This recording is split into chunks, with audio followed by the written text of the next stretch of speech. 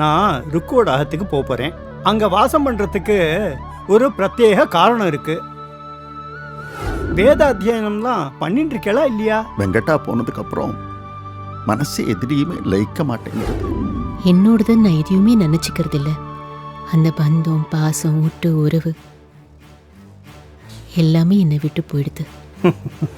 முன்னொரு சமயம் என் கனவுல ராமர் வந்து உன் 5வது தலைமுறையை ஒன்று சேர்க்கறதுக்கு நான் காரணக்கர்த்தாவா இருப்பேன் அப்படின்னு சொன்னார்.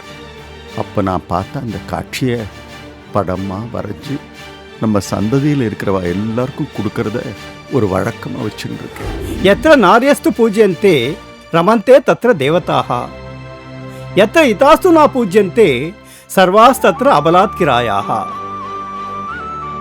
பெண்களுக்கு அவ்வளவு உயர்ந்த ஸ்தானம் கொடுக்கப்பட்டிருக்கு.